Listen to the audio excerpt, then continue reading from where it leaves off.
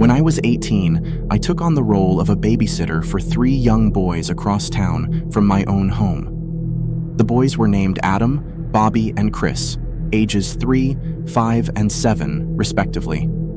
I developed a particular fondness for them, and for the sake of this account, I'll refer to them as ABC.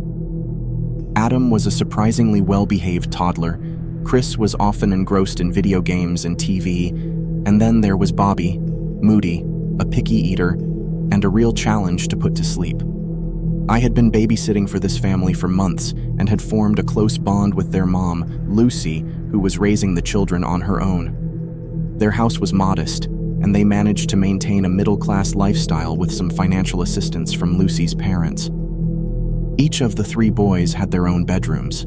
I usually babysat until around midnight on weeknights because Lucy worked night shifts. My college classes started in the afternoon, so the schedule worked for me, allowing me to get enough sleep. One night, while playing Nintendo Wii games with Chris, I put Adam to bed. Shortly afterward, I tucked Bobby in for the night. Chris's bedtime was set for 9:30 and Bobby's was 9:00. With everyone settled in, I continued to play Wii tennis with Chris. But then, Bobby began crying from his room. I paused the game and headed upstairs to check on him. In his room, Bobby tearfully explained that there was a monster hiding in his closet. I tried to reassure him, explaining that monsters weren't real. I left his closet door open to ease his fears, and he seemed somewhat comforted. Satisfied, I asked if he felt better, and he nodded. Chris, downstairs, was calling for me to return to the game. I headed back to Chris, planning to return to Bobby later if necessary. However, Bobby's cries rang out from upstairs again, and this time, he was in a full-blown panic. I raced back to his room to find him hiding under his covers, insisting that there was indeed a monster in his closet. He claimed to have heard it moving. I laughed off his fears but offered to check the closet. Bobby vehemently declined, begging me not to open it. Curiosity got the better of me, and I approached the closet door to reassure Bobby that there was nothing inside. But then, I heard it. A sound emanating from the closet, a peculiar noise, like something living, making a tapping sound on the door or within. Bobby whispered frantically, "See?" It sent shivers down my spine. Backing away from the closet, I offered to take Bobby to another room. Chris, who had been calling for me downstairs, was growing increasingly impatient. I also collected Chris and, with both boys in tow, retreated to Adam's room, where I locked the door. I went into the bathroom, which connected Adam's room and Lucy's room, and called Lucy to inform her about the unsettling situation. I mentioned the strange noises coming from Bobby's closet and asked if there might be a chance that an animal was in the house or in the walls. Lucy sounded genuinely concerned, and she wanted me to check the closet. After reassuring her that I'd done my best to safeguard her children, I returned to Bobby's room. What I discovered there confirmed my worst fears. The closet door now stood ajar.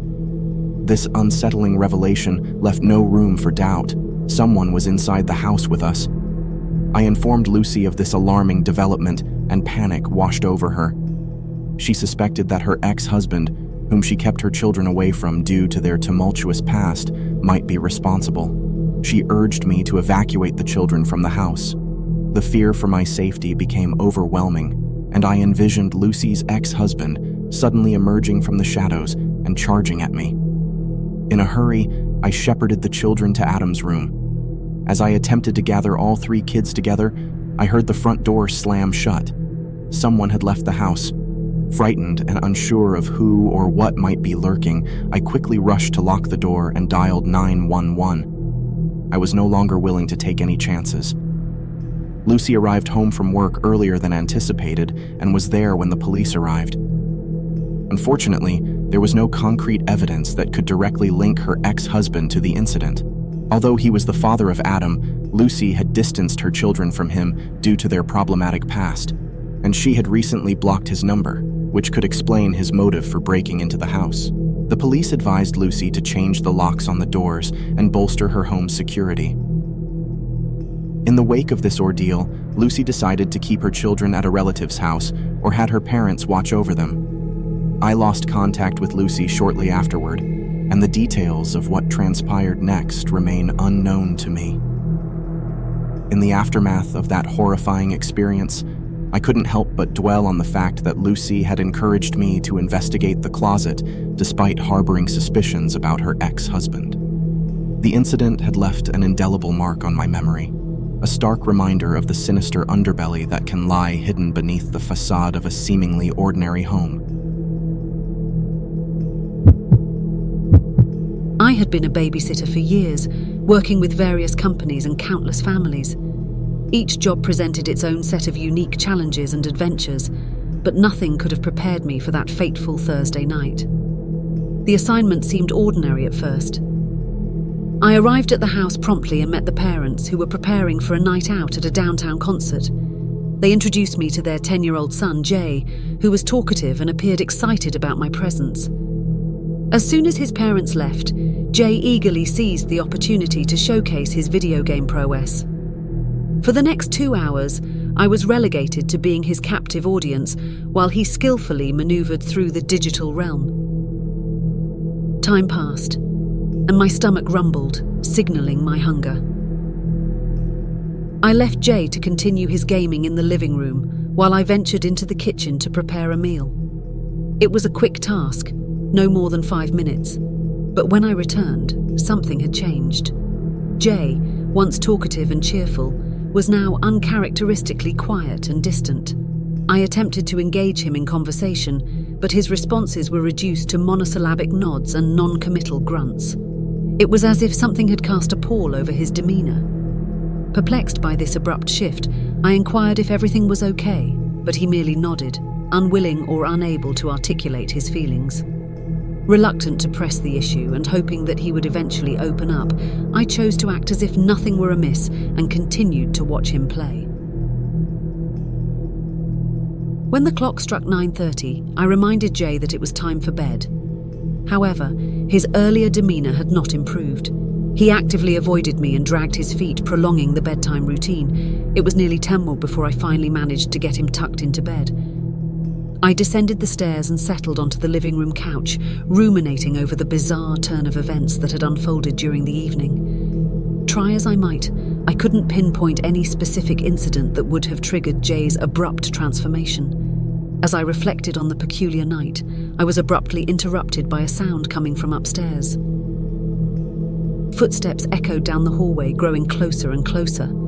Jay had emerged from his room, and it was at that point that things took a sinister turn. Rather than displaying the shy and withdrawn demeanor he had exhibited earlier, Jay appeared to be a different person entirely. The little boy who had spent the evening absorbed in video games was gone, replaced by a version of himself that barely acknowledged my presence.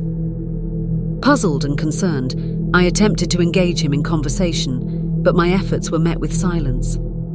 His strange behavior intensified as he retreated back to his room without a word. My confusion deepened as I tried to make sense of the situation. Left alone in the living room, I couldn't fathom what had brought about this abrupt change. Something had taken hold of Jay, and I was left with an ominous feeling of unease. It was only a matter of time before Jay's strange actions escalated. The silence that had enveloped the house was shattered by the sound of his footsteps moving towards the hallway. His bedroom door opened, and he entered. I rushed upstairs to investigate his behavior, but as I entered his room, the sight that met my eyes was a horrifying one. There, in the corner of the room, was a man crouched, half hidden behind the closet door, peering out at me. Our eyes locked briefly through the narrow gap in the door. My heart raced as I hesitated for a moment, paralyzed by the sudden, shocking discovery. I quickly shut the door, sealing the intruder inside the room. With bated breath, I listened intently but heard no movement from the other side. My heart pounding, I exited the room, leaving Jay's door firmly shut. I made my way downstairs and urgently told Jay to be quiet, fearing the worst. Together, we waited as I dialed 911 for help. Jay, however, remained silent throughout this ordeal. The once talkative child was now a withdrawn, trembling figure, and I couldn't comprehend what had transpired during the night. The police arrived, and the first officer entered the house, apprehending the intruder who was skulking around the upper floor. The man appeared to be in his 30s, giving off a menacing aura. Upon questioning, the intruder made a chilling claim. He insisted that he was a friend of Jay's and Jay had allowed him into the house for a night of babysitting. The explanation was unsettling, to say the least. Strangely, upon their return, Jay's parents seemed disinterested in pursuing the matter further. They offered no explanations or updates regarding the unsettling events that had unfolded in their home. I couldn't shake the eerie feeling that something was amiss. What was the connection between Jay and the intruder? How did they know each other? Did Jay willingly invite this stranger into their home, or was there a more sinister undercurrent to the bizarre events of that night? I couldn't be sure, but one thing was certain. The truth remained shrouded in mystery, leaving me with an unsettling sense of dread. The summer of 2012 marked my transition into the world of employment. At the ripe age of 14, I was eager to secure a summer job that would provide me with some extra pocket money. My grandmother, always well connected in our community, mentioned a family she was friends with. They had 2 boys, Alexander, who was 10, and Danny, who was just 5. The prospect of becoming a babysitter for them filled me with excitement. My grandmother arranged a meeting with the family, and upon our first encounter, they appeared to be amiable and welcoming. The 2 boys, Alexander and Danny, came across as well-behaved and not at all the typical whiny children that one might expect. In fact, we hit it off immediately, bonding over their toy trucks. Soon, I found myself with a job lined up for the summer, and I couldn't have been happier. I was filled with enthusiasm at the idea of spending time with the boys and earning some spending money in the process. The first day arrived, and as I entered their home, the parents were preparing to leave. They handed me a set of instructions detailing house rules and the boys' routines. At the end of the note, there was a peculiar addition. Danny swears he hears tapping on his window every night, but don't take it seriously. It's probably just a child's overactive imagination. I was a mere 14-year-old myself, so reading those lines was mildly unsettling. However, I shrugged it off, dismissing it as a bedtime story fabricated by a typical young child. The evening passed quietly, with the 3 of us enjoying television and playing with toys. The boys behaved impeccably, showing no signs of trouble. When bedtime approached, and I informed them that it was time to get ready for sleep, Danny began displaying signs of distress. His reluctance to settle down and growing agitation didn't go unnoticed, but I assumed he simply wanted to extend his wakeful hours. After some coaxing, I finally managed to get them both into bed, and peace appeared to have descended upon the household. Around 10 p.m., while I was alone in the living room, I heard Danny's voice cry out. I rushed upstairs to his room, where he was groggily but loudly yelling for my attention. Concerned, I inquired about the cause of his distress. Danny explained that he had heard the tapping noise again. My anxiety surged, but I tried to comfort him. I flicked on the room's light, casting aside the notion of invisible fears by glancing out of the window. I was met with an abyss of darkness and the dim glow of the neighbors' solar lights in their driveway. I calmly assured Danny that it was likely just a bug outside, an ordinary summertime occurrence. My reassurance seemed to settle him, and he lay back down. As I turned to exit the room, his words sent a shiver down my spine. "It's back." I quickly spun around, and my ears strained to pinpoint the source of his fear, and then, there it was again. A faint tapping noise, rhythmic and persistent. An inexplicable dread crept over me. I flicked on the light and looked outside the window, but this time, I did not find the solace of darkness and solar lights. I found something far more unsettling. Staring back at me from the abyss of night, I was greeted by nothing but silence. I fought to dispel the gnawing fear that coiled within me, convincing myself that it was merely bugs drawn to the window. But that nagging intuition spurred me to act. I instructed Danny not to worry, and with a heavy heart, opened the window. Raising my voice, I called out into the darkness, declaring that we were on private property and threatening to call the police. My words lingered in the air before a sudden rush of movement outside captured my attention. Terrified, I reported the incident to the police, a deep sense of foreboding enveloping me. As I made the call, A frantic scurrying emanated from the forest that loomed across the yard. The sound was gut-churning, and I sensed that we were not alone. Moments later, the police arrived, and to my surprise, they seemed unsurprised by my story. It appeared that I was not the first to report such occurrences. Numerous residents in the neighborhood had witnessed a stranger lurking around their homes at night, tapping on windows and peering inside. It was a recurring pattern, happening nearly every week. Danny's parents had dismissed his claims, considering them as mere childish fantasies. But as I had just discovered, it was all too real. The police conducted a thorough search of the area, but found no trace of the intruder. The house remained cloaked in an eerie silence after their departure. I followed up with a call to Danny's parents, who were relieved that I had taken the right course of action. They arrived home safely, but never did identify the trespasser.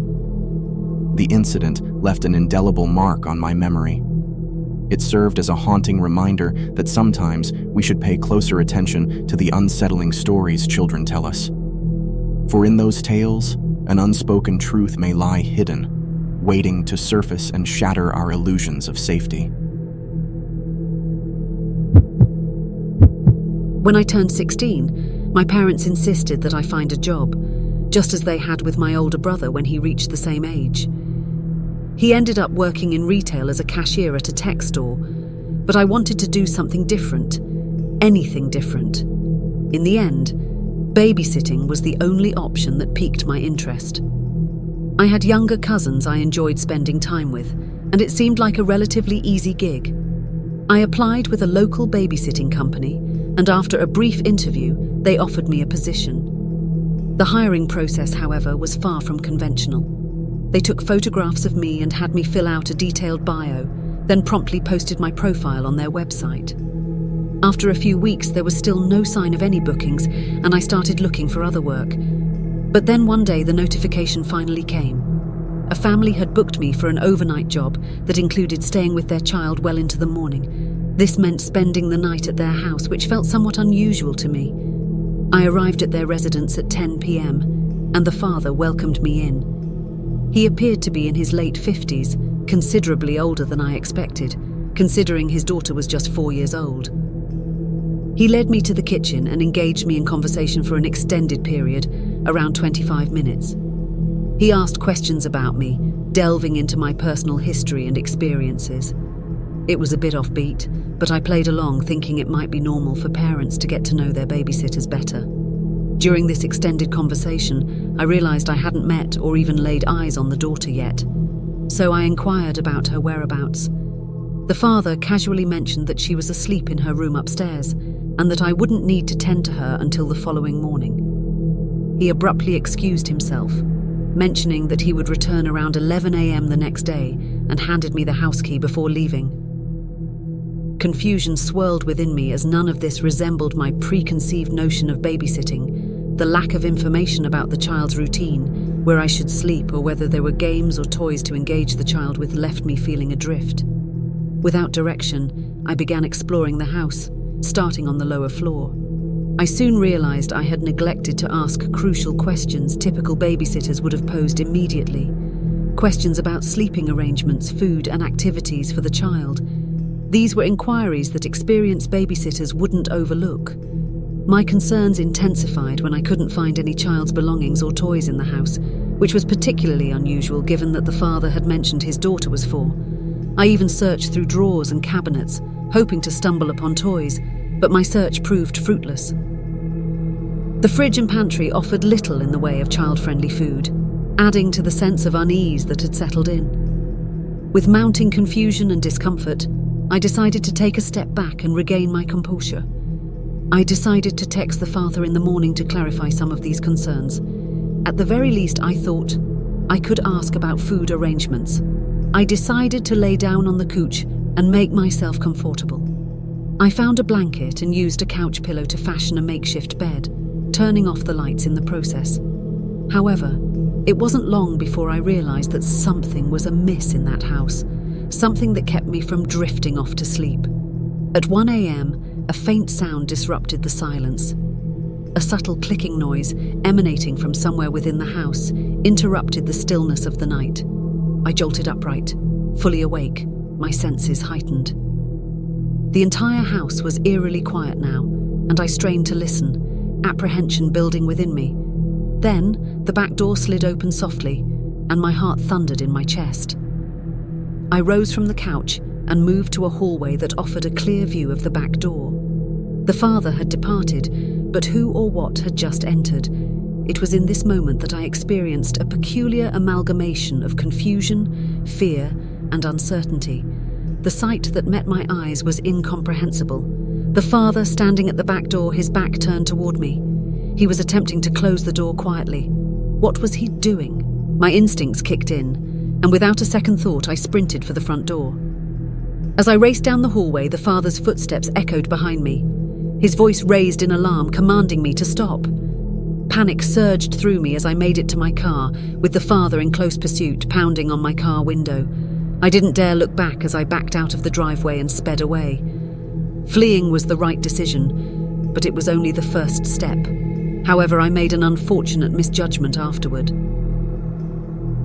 Despite my gut-wrenching ordeal, I didn't report the incident at the time. I was plagued by feelings of self-doubt, fearing that I had somehow erred as a babysitter. A month later, I finally found the courage to confide in my parents. They expressed their regret over my decision to keep silent, emphasizing that I should have reported it immediately. It was clear to them that something sinister had occurred. The father's failure to contact the babysitting company afterward was a glaring red flag, strongly indicating his guilt in orchestrating a twisted and terrifying scenario. In retrospect, I remain convinced that the daughter, mentioned by the father, didn't exist. My purpose in that house was something far more sinister than traditional babysitting, and I had inadvertently become part of a disturbing plan. The unsettling experience has stayed with me, a chilling reminder of the darkness that can lurk beneath the most ordinary of circumstances. This unsettling tale unfolded when I was just 8 years old, and my younger sister, a mere 6. It's a memory etched so vividly into my mind that even as an adult, it haunts me, a chilling reminder of a sinister event from my past. Our parents had planned a weekend getaway, leaving us in need of a babysitter for the duration of their absence. They found a 16-year-old boy named Nathan through an ad my mother had posted at the local library. The fact that he attended the same high school. They had provided a sense of comfort to my parents, making them feel safer entrusting our care to him. The babysitting spanned 3 nights, from Thursday to Sunday. The boy named Nathan came over and watched over us, or so it appeared. The first night remains a haze in my memory. I was merely 8 years old, and recollections from that time are a bit fuzzy. I remember little more than playing the video game Ratchet and Clank on my PlayStation in the basement. I was engrossed in the game, a passion of mine back then. And the next night, Friday, seemed to follow a similar routine. My hours were spent immersed in the game, engrossed in the virtual world. On the second day, as I indulged in my gaming obsession, Nathan ventured downstairs to build a rapport with me. He expressed his interest in the game and proposed a round of multiplayer versus mode. I agreed, and for a while, we shared laughter and enjoyment. I was gradually beginning to like Nathan. The next day arrived, and I had my friend Zachary over. We played soccer in the backyard, with Nathan volunteering to act as a referee. He was there with my little sister as we enjoyed the game. Nathan was seemingly a normal guy, as far as my 8-year-old mind could discern. Zachary left not long after, and we all shared a pizza that Nathan had ordered using the money I assumed my parents had left for our meals. That night, after having dinner, I found myself playing on my DS in bed. Unexpectedly, Nathan entered my room and inquired whether I wanted to play more video games. We had spent a fair amount of time playing earlier, and I responded that I was tired, expecting him to leave the room. But the story doesn't end here. As a child, I was a sound sleeper. It was a trait I've since outgrown, but during those years, waking up in the middle of the night was a rare occurrence. That night, however, I found myself jolted awake in the midst of darkness. My room was pitch black, a peculiar state for a child accustomed to peaceful slumber. A creeping sense of unease clung to me as I lay in bed, my door creaking softly as it closed. I turned my head toward the door, eyes straining to pierce the darkness, and beheld a shadowy figure in the corner of the room. As my eyes adjusted, the figure became more discernible, and it was Nathan. Before I could process the situation and react, he whispered, "Shh, it's me." Anxiety enveloped me as he slowly approached my bed, tugging at the covers. It seemed as though he was preparing to join me in bed. Before my fear could find a voice, I shouted, "Stop!" And he froze. In a heartbeat, I bolted from the bed, fleeing the room and finding refuge in my little sister's bedroom. With a blanket from beneath her bed, I lay on the floor, trembling, confusion gnawing at my senses. The following day, I never encountered Nathan. While I knew he was in the house as he had prepared breakfast for my little sister, he was deliberately avoiding me. I couldn't contact my parents since I was unfamiliar with their cell phone numbers. The day dragged on, with me remaining sequestered in my room while my little sister and I played games in isolation. Nathan never entered my room once.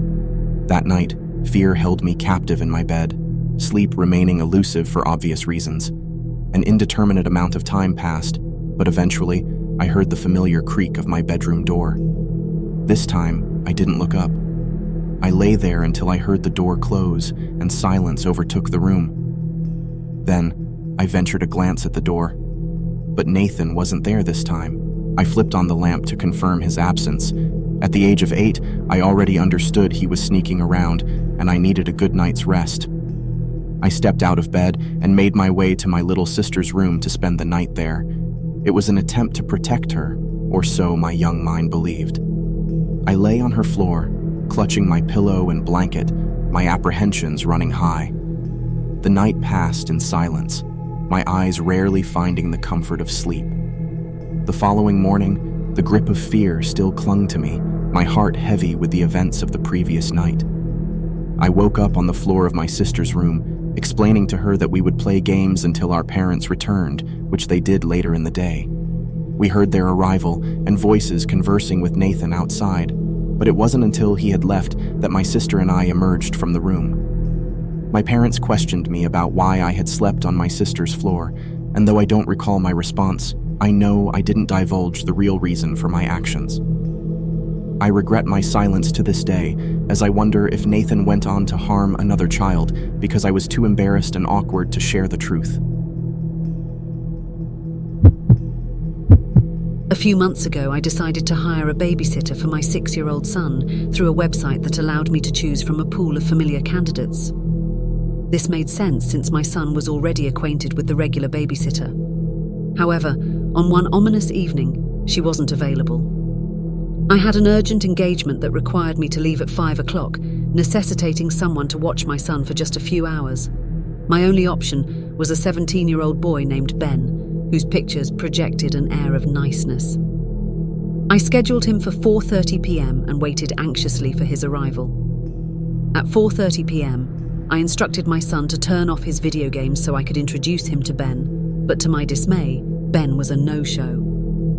I watched the clock, nervously glancing out the windows. When 5 o'clock rolled around and Ben was nowhere to be found, I decided to call the babysitting website to inquire about his whereabouts. The website's responses sent a shiver down my spine. They informed me that Ben had clocked in on their app, which, in theory, meant he had arrived and was already babysitting. Perplexed and frustrated, I debated with them for a while, resulting in the cancellation of the appointment. They apologized but claimed that no other babysitter was available to cover for him, which left me fuming. By 6 p.m., I had given up on Ben and decided to prepare dinner for my son and myself. As we sat down to eat and watch a TV show together, the day's events had started to slip from my mind. Midway through the episode, an unexpected knock on the front door suddenly shattered our tranquility. Alarmed, I paused the show and went to inspect the source of the disturbance. Looking through the peephole, I saw a man standing on our porch and his car was unmistakably parked in our driveway. Cautiously, I opened the door and the man introduced himself as Ben. I couldn't hide my exasperation. "You're over 2 hours late. Just go," I tersely instructed, before closing the door in his face. It wasn't the politest response, but my frustration had reached its peak, and I was astounded that he had the audacity to show up at all. Resuming our show, I turned my attention back to the television, trying to put the bizarre encounter behind me. However, after a few minutes, my curiosity got the better of me. I glanced out the window and noticed that Ben's car was still in our driveway. An unsettling sense of unease gnawed at me. Once more, I approached the front door, peering through the peephole. What I witnessed sent a spine-tingling shiver coursing down my spine. Ben stood just outside, utterly motionless, pressed firmly against the door as though he were listening intently. I watched in a state of shock for a few moments, frozen by an inexplicable feeling of dread. My heart pounded in my chest, and I could hardly believe what I was witnessing. My paralysis might have been visible because my son, in a voice filled with worry, called out to me. Startled back to reality, I instructed him to lock himself in his room and immediately dialed 911. Ben's persistence only intensified my fears. His knocking on the front door turned into a rattling of the doorknob, followed by frantic banging. I then heard his footsteps moving around the house, approaching a nearby window. I could only assume he was attempting to pry it open. In a frenzied panic, I dashed through the house to ensure all other doors and windows were securely locked before joining my son in his room. Together, we waited for the police to arrive. 5 agonizing minutes ticked by before the distant wail of sirens heralded the police's arrival. When they pulled up, Ben was sitting in his car, feigning surprise and happiness to see them. He concocted a fabricated tale, casting me as an unhinged woman, while maintaining that he had arrived at the scheduled time for babysitting. However, the police didn't buy his story. Once I presented them with the confirmation email proving he was supposed to have arrived 2 hours earlier, his deceit unraveled. Nevertheless, the aftermath of the incident was more convoluted than anticipated.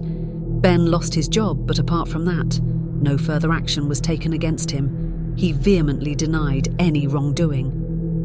The whole ordeal left me deeply shaken. If Ben had shown up on time, I would have entrusted my son to his care. I may never fully comprehend his intentions, but I'm immensely grateful that I didn't have to discover them the hard way. The experience serves as a haunting reminder of the potential horrors lurking beneath seemingly ordinary circumstances.